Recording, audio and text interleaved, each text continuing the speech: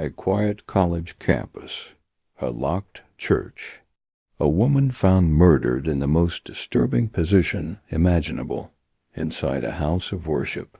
This is the chilling unsolved murder of Arlis Perry, and some believe Satanists were involved.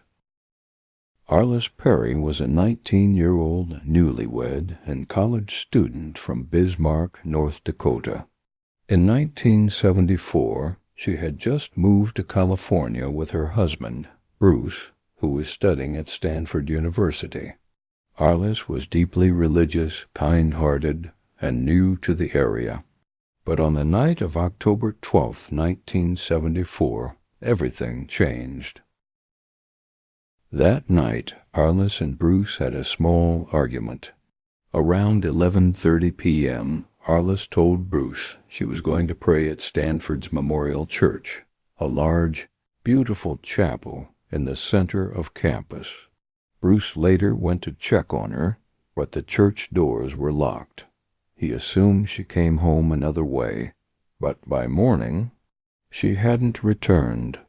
At 5:45 a.m., a security guard opened the church and made a horrific discovery.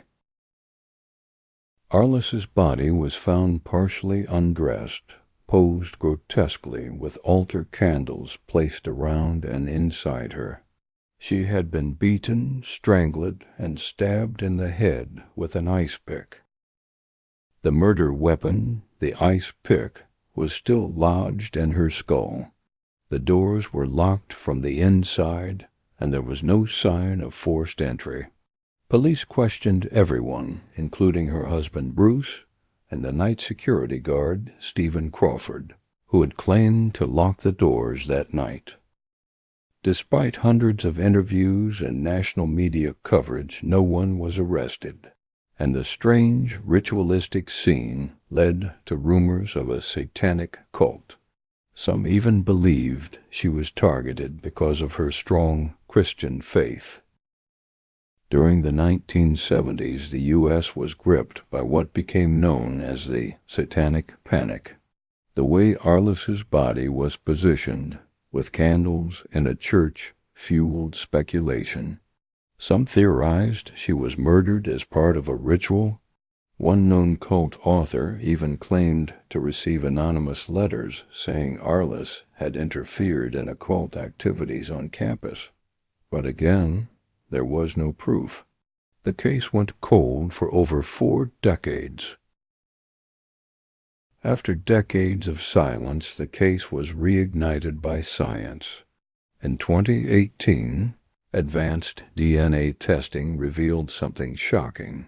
Evidence found at the crime scene matched Stephen Crawford, the very security guard who claimed to discover Arlis's body. Crawford had been on duty that night. He told police he locked the church doors shortly after midnight and claimed he had nothing to do with her death. He was considered a witness, not a suspect, for years. But DNA doesn't lie. When police went to arrest him at his California home, he fatally shot himself before they could question him.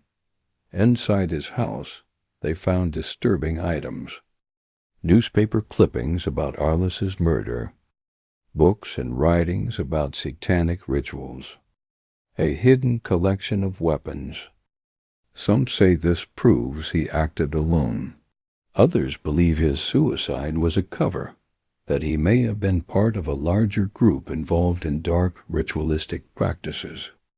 But without a trial or a confession, Arlis Perry's murder remains legally unsolved. No motive was confirmed, no answers were given. The church where she died still stands, a quiet, beautiful building that holds a dark secret.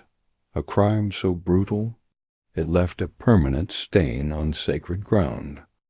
Was Arlis Perry the victim of a lone predator, or a ritualistic sacrifice?